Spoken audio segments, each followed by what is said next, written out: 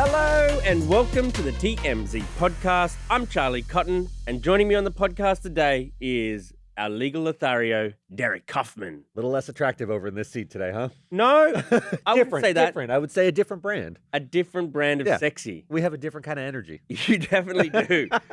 So today we're going to talk about the best Nepo couple I've seen in a long time. I love this story so much. Yeah.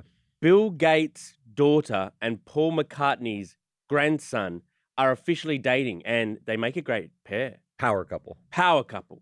We'll talk about the drama between Michael Lohan and Kate Major. He was standing in front of her car as she was filming him and he was filming her, and cops had to interject. Messy. Very messy. Old school Lohan story, you know? It blasts from the past. Our almost news story is going to be about Kelly Stafford, because she told an interesting story about how she won over Matthew Stafford, the quarterback for the Rams, but it accidentally dragged in like a different guy, a different couple who are getting like hate online now. Yeah, a nice family man is dragged into this saga of her telling a story of making Matt Stafford jealous back in college. But to begin with, Jeffrey Dahmer, I didn't think I'd start the show with Jeffrey Dahmer ever, but Jeffrey Dahmer's victims' families are speaking out against Ariana Grande. So Ariana Grande has come under fire for revealing that she told kids and their parents that if she could have dinner with anyone, alive or dead, anyone, it'd be Jeffrey Dahmer. Yeah, you know, she was on a podcast. She might say, I was saying this in jest, I was making content for a podcast, but what she actually said was she wanted to have dinner with Jeffrey Dahmer. That was like, everyone always says, who would you have dinner with? Would you eat with Jesus? Would you want to have dinner with someone like that? To pick Dahmer, you're going to invite this kind of controversy because his reign of serial killing was recent enough. I mean, this was the early 90s, late 80s and early 90s when he was killing and eating victims. So the families it's still pretty raw memory for them, right? I mean, they remember, one particular family, there was a guy named Tony Hughes who was deaf and nonverbal. Dahmer targeted him, killed him in 1991. And his mother says, hey, this is pretty weird that you want to have dinner with my son's killer. While laughing about it, you know? Yeah, the whole tone she presented this, she's like, it sounds like she's sick in her mind. It's not fancy or funny to say you want to do dinner with him. It's not something you should say to young people. And I sort of understand this. I mean, even if Ariana wants to say, I was just sort of joking, do you joke about that topic? And if you do, you're going to invite this kind of criticism. I think, I'm going to defend Ariana here. Go for it. Because people love true crime, man. They do. People love true crime. And yes, this does make me sort of realize that when I'm consuming true crime, there are sort of relatives of victims out there who are probably going, no, like, why are you guys being entertained by the tragedy that happened to my family? So it does make me have that, second thought. But having said that, we're all into true crime. Yeah, people are fascinated with the minds of killers. It's been this way forever, basically. I mean, since the guy who inspired Psycho, that was a famous serial killer. You've got Ted Bundy, you've got John Wayne Gacy with the clown makeup. People are fascinated with it. I don't think we'll ever end that. I think she is sort of reflecting, Ariana's comments reflect that fascination. So I don't think she was especially insensitive. But I think it's fair for the families to come out and add this element to it, to remind people that there were real victims. They're in a movie, and the Dahmer series was very entertaining. I watched it as well, but there's real people who died in this, and the guy was pretty vicious. And they want to remind you that, hey, what about the focus on us who lost family members to these creeps? I agree, but I don't think Ariana's sick in the mind for saying this. And now it's pretty tough. Yeah. They're after an apology from Ariana Grande, which I don't think should be forthcoming necessarily. Like, if we talk about how much we love a true crime podcast or movie or documentary, do we then have to sort of like apologize to the family for consuming that entertainment? Yeah, look, I think you're right. We have to remember that Ariana didn't do anything wrong except express an interest in a person who did many, many things wrong. This is kind of no different than, dad core shows about Hitler. There's a lot of fascination in watching World War II epics, and that means you're interested in what Hitler did. You're not interested in being Hitler, but you're interested in getting into the mind of someone who could commit an atrocity in the modern era. So it's not that different than like going home and firing up Schindler's List. I mean, am I a sicko? You know, you're right. You're right. It was a strange answer to pick Jeffrey Dahmer out of anyone. Yeah. Who would you pick? Have you got anything off the top of the Oh, head? man, you put me right on the spot. I definitely don't say a serial killer. Definitely don't say a serial killer. I don't know. Now all I can think of is serial killers. I would probably want to sit with Nixon. You know, I named my daughter after Richard Nixon. He's also considered a monster in a lot of people's minds, but I'd love to just chat with him. I like that. Yeah, I like that. you know? Richard Nixon's a good answer. How about you? Any old Australian PM we don't know about? Who would I like to have dinner? Why did I give you the question without having my own prepared? I thought you had one ready in the barrel. Probably Sydney Sweeney. I like it. It's a good interview. Eyes on the road while you're interviewing Sydney Sweeney. Let's have a dinner with Sydney Sweeney, sure. Okay, on to our next story. Bill Gates' daughter, Phoebe, is officially dating Paul McCartney's grandson, Arthur. And looking at the pictures of these two, they're a handsome couple. They are a beautiful couple. Yeah. And what a power couple, because obviously Bill Gates, one of the richest men on earth, this is his daughter. She's good looking. I mean, Yes. she's lived such a life of privilege that it's hard to imagine her looking anything but as good as she could possibly look. She's had access to everything she's ever wanted in life. I imagine she's never even heard of a callus on her hand. Right. Although she's graduating from Stanford. I mean, she worked hard enough to like go to, university. It's a very difficult university to get in, even if you have Bill Gates behind you. He's very smart. I imagine she's very smart. She finished it in 3 years where the course was 4. She finished it a bit early and like rushed it in terms of working overtime so that she could be present at when her mum, Melinda Gates, gives the sort of graduation address. Yeah. She wanted to be there at her mum's one, so she sped up and worked harder. Oh, that's why she rushed it. That's why she rushed it. Trust is tethered to, you can write up your trust documents to be like, you only get the money if you graduate college. She was like 3 years, 3 years, and I fall into billions of dollars. But her education and like her future career aims are in some ways how she's linked to McCartney's, because Stella McCartney, obviously famous fashion designer, daughter of Paul McCartney, is the aunt of this Arthur. That's right. And so she's been like mentoring her. So the families are linked. The dads both, not the dads, the granddad and dad, Bill Gates and Paul McCartney both know each other well and have, they're both rich and famous guys. And so these two families have been linked for many years. And now it looks like two of them are linked romantically. I mean, what an interesting like holiday season, right? You go over for Thanksgiving dinner. You've got Paul McCartney telling stories about the Beatles. You got Bill Gates, who basically built the modern era of computing. It's just incredible. In some sense, do you feel bad for these kids that they're in the shadow of two of the most important people of the 20th century? No. How do you live up to that? I mean, it's very privileged. Do I feel bad for them? Yeah, sympathy maybe is the wrong word, but how can you possibly live up to the expectations of two people like that? You will necessarily, most kids, I expect Nixie and Carter to be better than me, to do more than me, because it's very possible. I set the bar like nice and like You're on the easy. TMZ podcast, man. This is true. Come on. But like Peach has already kind of exceeded you. She's already, I've seen videos. She's doing way better. She's already going to leap over you, and that's the way it should be, is your kid should exceed you. Yeah. These will, it would be very, very rare for anyone to exceed Paul McCartney. But that's why you Bill take a Gates. different lane. This whole nepotism debate is just like, I am over it. Like, even Emma Roberts is weighing back into the nepotism debate because she's saying that she gets more criticism for being like not even offspring. I think Julia's her aunt. Yes. So I think it's not even that close.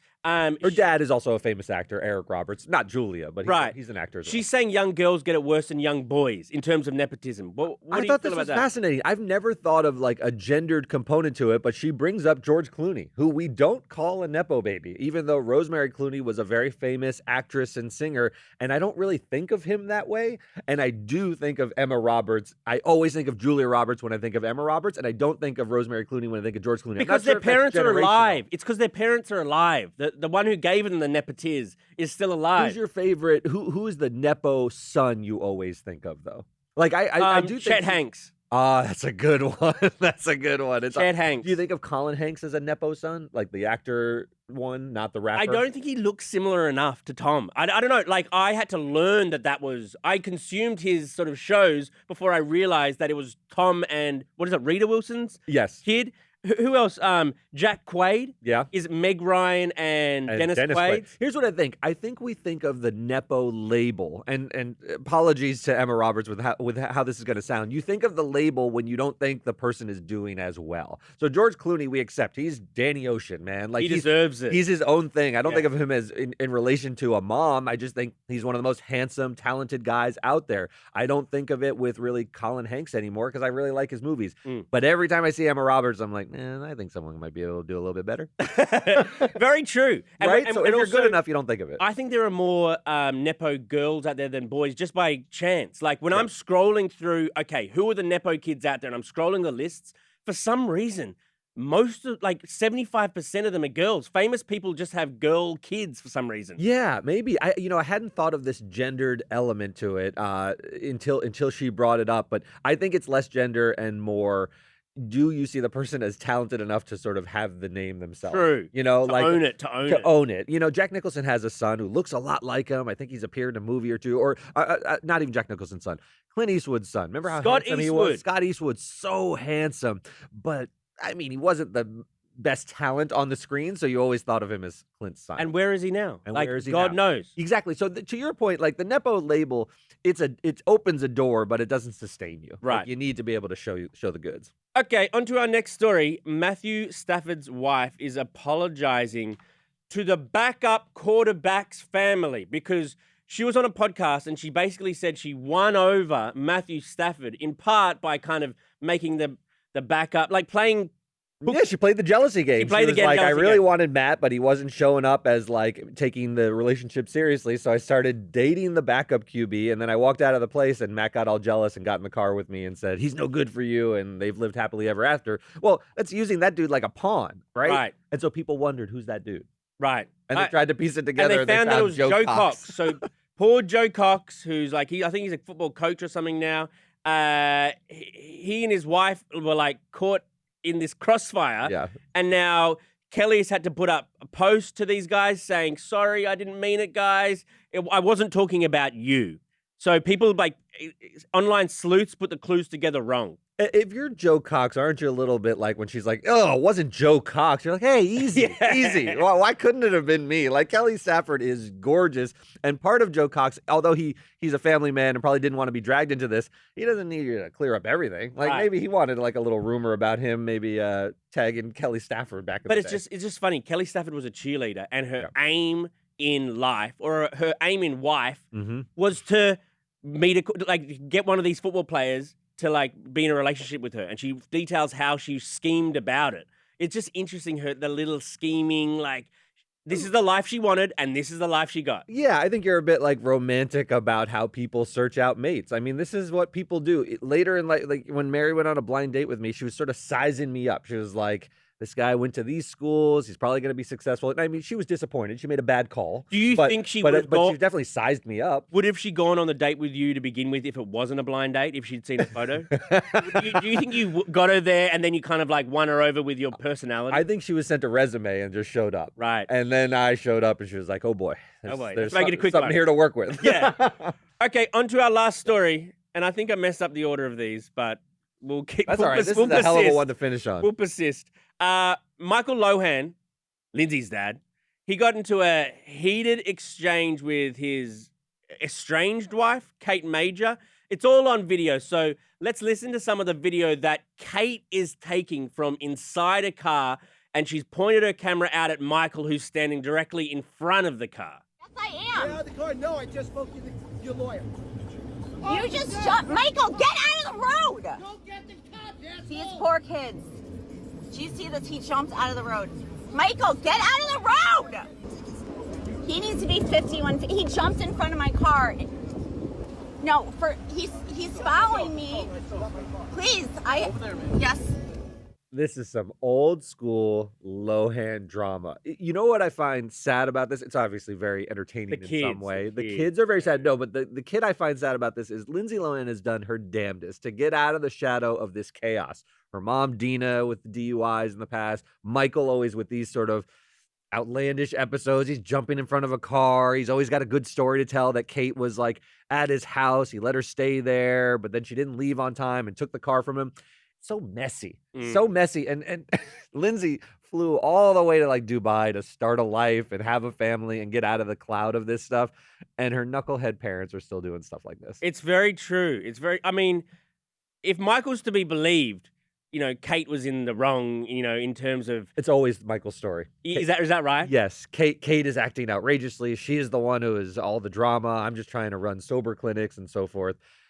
But this is what I say. When all the calamity always follows you and it's always someone else's fault. Is that right? There comes a point in life where you have to turn the mirror on yourself and say, why am I just the magnet for calamity? Maybe I'm part of the drama. Do you honestly think that's part of the reason Lindsay moved to live in the other side of the world? I actually do. I think physically she was like, this is such a strong pull in a negative direction on my life. I need to move to the other side of the earth and potentially to a different Sharia law system just away from America, because this is unlivable for me and I'll never get out of this morass. And to her credit, I mean, Lindsay's kind of pulled out of the tailspin that her life was in. She's a normal mom now by all accounts. She's in a loving relationship. Maybe it was the parents that were sort of dragging her into this sort of negativity. But now that she's tiptoeing her way back into Hollywood, I hope that she, can steer clear of the parents. Like Dina Lohan's got her own issues as well. That's my big worry. I hope that she can because she seems like she has righted the wrongs of her past and she's on the straight and up. You know what I mean? Now everyone in Hollywood is like, hey, you want to come have another go around? We've done a new Mean Girls where she had the cameo in Mean Girls. She was super talented. I think she's doing a new Freaky Friday. But man, when you come back into this system and this pot boiler, I hope she's now got a maturity and she can handle it well. But, her parents, this is just, and I don't want to drag Dina into this. This is Kate Major. This is not her mom. True. Man, Michael has just really never figured out how to have just a stable, normal existence. Whenever I think of Lindsay Lohan, I'm sorry, but I just think of Paris Hilton and her friend calling her fire crutch. It's impossible to think of anything else. It's just such a funny, I don't know. Now she's a mature, older mother, and you still think of it every time. I know, this is the way the world works. Right, absolutely. Well, thank you very much for joining me today, Derek. This was fun. And we'll see you guys here tomorrow. Goodbye.